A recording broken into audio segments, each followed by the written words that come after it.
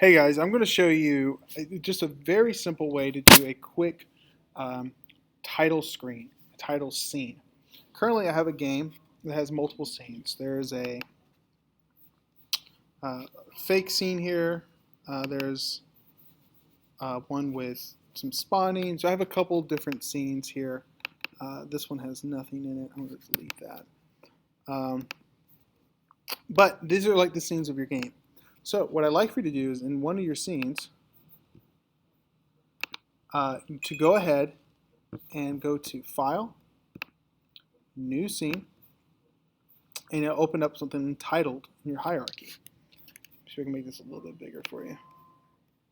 Don't know if that helps at all. So in this untitled scene, I'm going to go ahead and switch my scene manager to 2D so I get a sense of what it's like to be looking at my game menu. Here I'm going to add User Interface Text Mesh Pro, which I might have to import. This text will be my title text. And I'm going to just go ahead and move this over a little bit. Now what's always really important to me is if you go to Canvas, change that to constant pixel size to scale with screen size. So on something called your Canvas scaler, scale with screen size. So that way no matter what size my screen is, the size of the text will match this ratio. And it'll stay in place. So I have this text.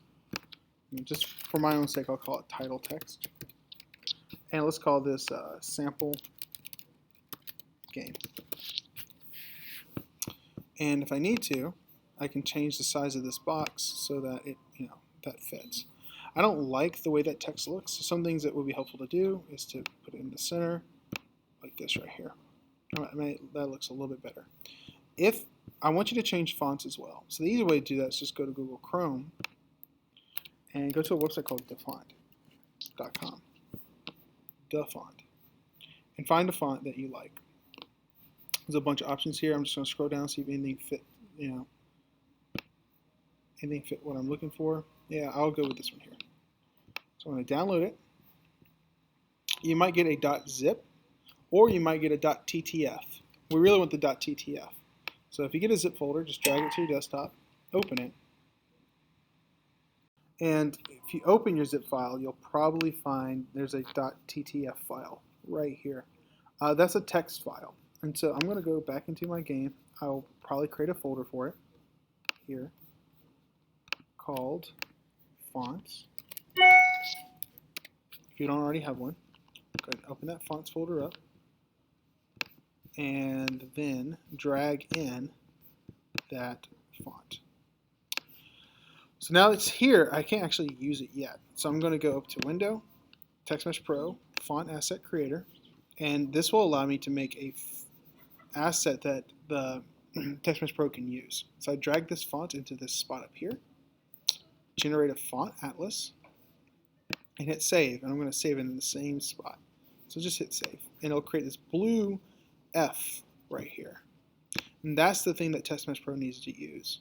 So my title text, right here, font asset, this is what we want. And that'll allow you to change your font. That doesn't look quite big enough, so I'm just going to increase that size so it looks a little bit better. So there you go, sample game. Great. But currently, I don't have a background, so I can go to Canvas, go to UI. I'm going to add a panel. Or, I can add an image. Let's do an image. Yeah. So currently, because this is behind my title text, I need to, let's see if I move this here. And I can change the image to a different color. Let's see, where does that sit? It sits behind it. Cool. So I can go online and find a picture that I like. Let's say I want to have my thing is about ducks. I'm going to look for, I like looking for like low poly ducks. Something that kind of, typically we think of that as a style for video games, low poly. So click on it, and I like that model, so that picture. I'm going to drag it here. And the problem with doing it this way, I'm going to go back into my projects folder and make a little folder for my art, is if I drag this in here, just like the font, it won't be able to use this currently. I need to click on it and change its type from default to a 2D sprite. And then scroll down and it'll ask you to apply that. You know that it worked because you get a little arrow right here. So back on my image, I can drag this in here, and now it will use that. Hopefully it should be using that image. And change this color back to white. There you go. And I can stretch that image out over the entirety of my screen like that. All right, so that's looking more like a little bit more like a title screen. Let me put that there. That looks okay. And then if I wanted to do a button, this is the part I really wanted to teach you, was how to do your button and make sure it works. So go to Canvas, UI, Button Text Mesh Pro. Here's your button. There's a text object that is your, the text start. And I want to use the same font that I had earlier. So go to Fonts. And drag that into here to change that font asset. Looks like I'm going to have to make that bigger. So I'm going to drag it out, make it look bigger. Move it up a little bit so it looks a little bit better. Actually, I should just change. No, the alignment's okay. That looks better though. Okay. Let me move the whole button. I might move the button like right here. So that looks pretty good. The problem is that this start button doesn't do anything yet. So I need to make a script to be added to an object to control that. So I'm going to go ahead and delete this script, and I'm going to make a new one for our sake. So new folder, C# script. Oops. Well, I meant to create let me delete that. I meant to create a folder, but for my scripts. But for now, I'll just do a C# script. Okay, menu. I'm going to call it menu.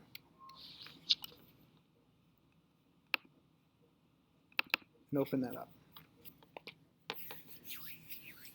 So the way that changing scenes works is that you have these scenes here, and we're going to put them in a list, and then we're going to call a specific number when it's time.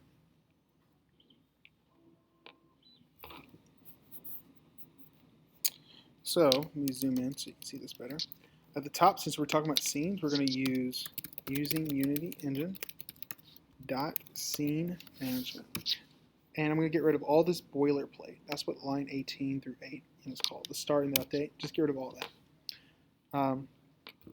And I'm going to show you how to do this with like fades and things like that. But I'm going to try to do it quickly. So what's going to happen is we want to public void change scene. What's going to happen is we are going to change our scene after we do a fade. So we're going to fade a panel. Then we're going to change our scene.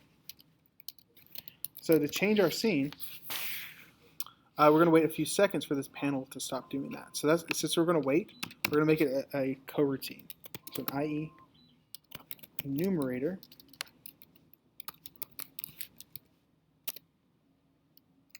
and we are going to call this one wait to change. And that's going to yield, so we have to wait, return new, wait 4 seconds. And I'm just going to have it take 1 second to do that animation. Then we're going to go to the next scene. So the way it goes to the next scene is we want to find our current scene. So we're going to say, I keep talking about this, but I want to show it to you. So go back over here into Unity. I'm going to save this scene. So Command S. It's going to ask me where to save it. I'm just going to save it in my scenes folder here. And call it title. Save. And now that I have this scene, I'm going to just go here to File, Build Settings. And right now, I'm going to remove that, remove that so you can see it from the beginning. I'm going to add this open scene. So now you see the title is being held in an array because it has an array value of 0. And any scene I would want it to go to, I'm just going to go to the next one. So I'll just drag that in. And I want to go to this scene. That will be my level 2. And it holds them as an array. So what we need to do is find our current one and then add 1 to it whenever we click the button.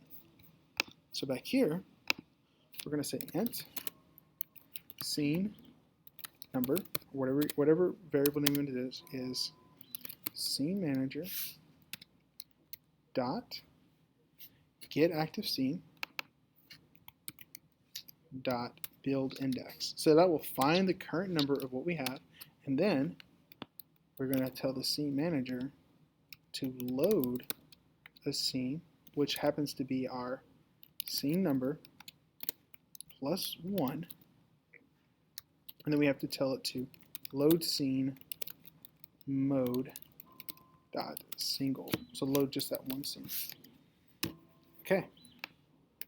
So we have this thing called wait to change that will happen after 1 second. Then it will load the next scene, and we're going to call it here when we do change scenes. We're going to say start coroutine, and the name of it is wait to change.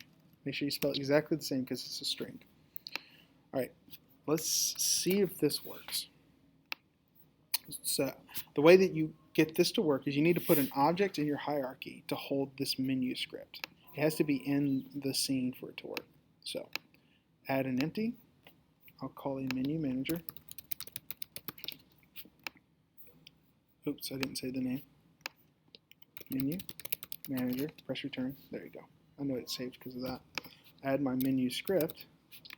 And then on the button, there is a on-click event. I'm going to add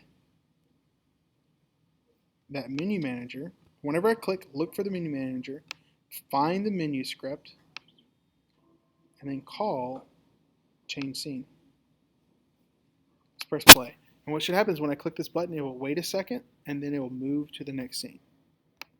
1, and then it moves to the next scene. Great. So the reason I had it wait for a second is because I wanted to do a fade animation. So this is the easiest animation probably you could do for this part of the class. So as part of the canvas, I'm going to go create a UI and a panel. And that panel is supposed to cover the whole screen. Now if it doesn't for you, you can just go over here to the scaler, make it a little bit wider. Sometimes it's not quite, it's a little bit smaller. Doesn't matter. But when we fade, what we're really doing is taking this opacity here and we're increasing it. So it should start at like nothing and then go all the way to the side. And I'm going to fade to black. So what happens really is I'm going to go like that, right? That's really what it is. So in order for that to happen, I'm going to create a folder to hold my animation. Spelled that a little incorrectly, that's okay. I'm going to go to Window and make sure I have the animation window open. And it might be sitting outside for you, might be over here, but I like to put it down here at the bottom. Click the object we want to animate, which is our panel, and it'll say if you want to animate it, just press create, and we will. I'm going to make sure I'm in my animation folder, and I'm going to make an animation called Fade Panel. Save that. So this creates like a mini timeline. And then the animation looks like it runs from 0 to 1 second, which is the length that we want this animation to run. Right, here's a record button. So I'm going to hit record, make sure this is at the beginning, and I'm going to make sure that this, I'm just going to move this a little bit, I'm going to make sure that this is set to 0 so you can see through the panel. And then at 1 second, I'm going to make sure that it is all the way to black. So now what happens is when I press play, that's what the animation looks like. Pretty good. There's a problem with this is that it might, once this animation is done, it's going to flip back to here, but it might still be loading the next scene. So to make sure that I have a little bit extra of it staying black, I'm going to push with 2 fingers on my trackpad, move down a little bit like that. Just open up this here. I'm going to take this key point, Command C, move my cursor here, and Command V and paste it. So that now the animation is a little bit longer, so it will stay fully black a little bit longer.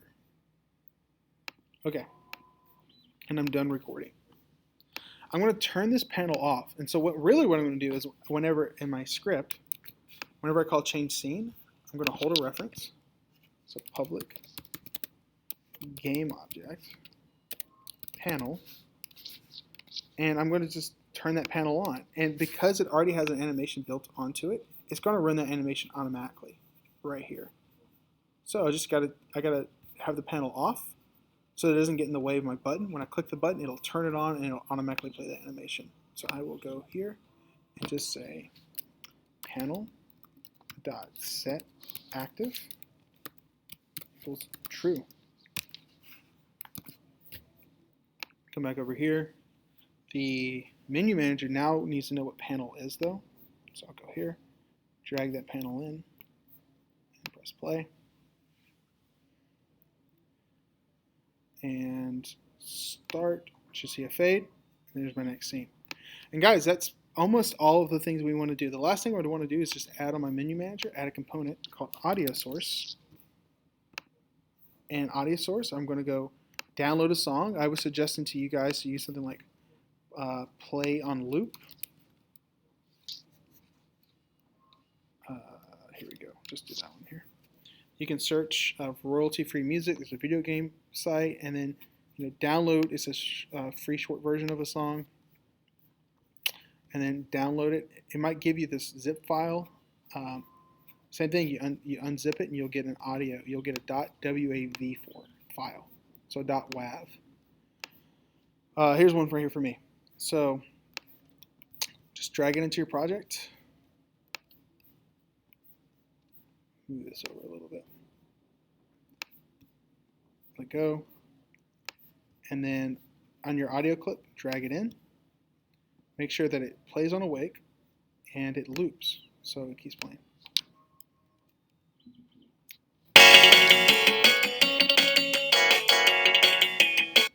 There you go.